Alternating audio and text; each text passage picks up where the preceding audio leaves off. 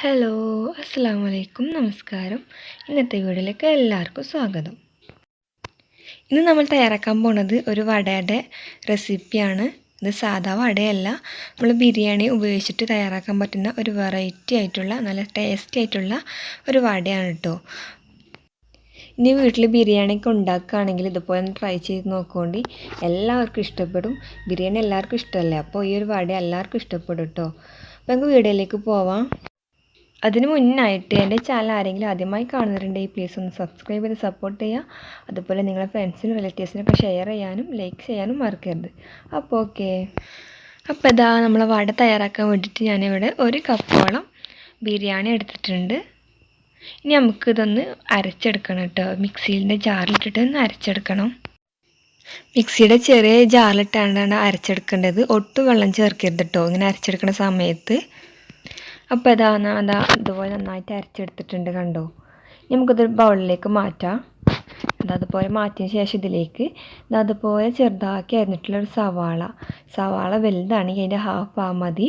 പിന്നെ ഇതുപോലെ ചെറുതാക്കി അരിഞ്ഞിട്ടുള്ള കറിവേപ്പില, ചെറിയ കഷ്ണങ്ങളാക്കി അരിഞ്ഞിട്ടുള്ള ഇഞ്ചി, പിന്നെ എരിവിന് ആവശ്യമായിട്ടുള്ള മുളക് ഇതുപോലെ ചെറുതാക്കി അരിഞ്ഞു കൊടുക്കുക. ഇതെല്ലാം കൂടി ഇതിലേക്ക് ചേർത്ത് കൊടുക്കുക. ശേഷം നന്നായിട്ടൊന്ന് മിക്സ് ചെയ്തെടുക്കണം. ഇപ്പോൾ അത് നന്നായിട്ട് മിക്സ് ചെയ്തിട്ടുണ്ട് കേട്ടോ. നമുക്കിതിലേക്ക് ആവശ്യത്തിനുള്ള കുറച്ച് ഉപ്പ് ചേർത്ത് കൊടുക്കണം. ഉപ്പ് ഓവറാവേണ്ട ആവശ്യമൊന്നുമില്ല. കാരണം എന്താ വെച്ചാൽ ബിരിയാണിയിൽ ഓൾറെഡി ഉപ്പുണ്ടാവും. അതിനുശേഷം ഇതിലേക്ക് കുറച്ച് അരിപ്പൊടി എടുത്തിട്ടുണ്ട്. നമ്മൾ വട തയ്യാറാക്കാൻ വേണ്ടിയിട്ടുള്ള മാവിൻ്റെ ആ ഒരു പാകത്തിന് ഇതൊക്കെ ഒന്ന് കുഴച്ചെടുക്കണം. അപ്പോൾ അതിനാവശ്യമായിട്ടുള്ള പൊടികൾ കുറേശ്ശെ ചേർത്തിട്ട് നമുക്കറിയാലോ ഇങ്ങനെ വടൻ്റെ മാവ് ഉണ്ടാവുമെന്ന്, ആ രീതിയിൽ വേണം ഇത് കുഴച്ചെടുക്കാനായിട്ട്. അപ്പോൾ അതിനാവശ്യമായിട്ടുള്ള പൊടി കുറേശ്ശെ ചേർത്തിട്ട് ഇങ്ങനെ കുഴച്ചെടുക്കാം കേട്ടോ. അപ്പോൾ ഞാൻ ഇവിടെ റെഡിയാക്കി അത് ആയിട്ടുണ്ട്.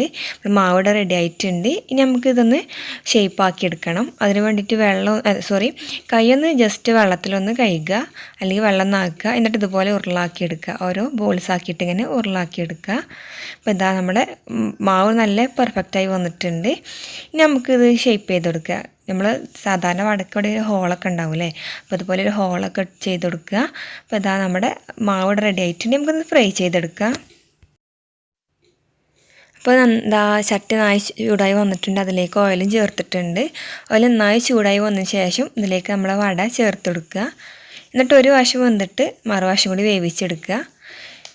അപ്പം ഒരേ സമയം നമുക്ക് 2-3 വടയൊക്കെ വേവിച്ചെടുക്കാം കേട്ടോ. തമ്മിൽ ഒട്ടിപ്പിടിക്കുകയൊന്നുമില്ല, നല്ല പെർഫെക്റ്റായിട്ട് നമുക്ക് കിട്ടും. പിന്നെ എണ്ണയൊന്നും ഒട്ടും കുടിക്കൂല കേട്ടോ, അധികമൊന്നും എണ്ണയൊന്നും കുടിക്കൂല.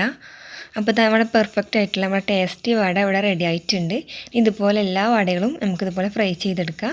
അപ്പോൾ നമ്മുടെ സിമ്പിളായിട്ടുള്ള വെരി ടേസ്റ്റി ആയിട്ടുള്ള നമുക്കൊരു ഈവനിങ് സ്നാക്ക് ഇവിടെ റെഡി ആയിട്ടുണ്ട്. അപ്പോൾ ഇനി ബിരിയാണിയൊക്കെ ഉണ്ടാക്കുന്ന സമയത്ത് എല്ലാവരും ഒന്ന് ട്രൈ ചെയ്ത് നോക്കണം.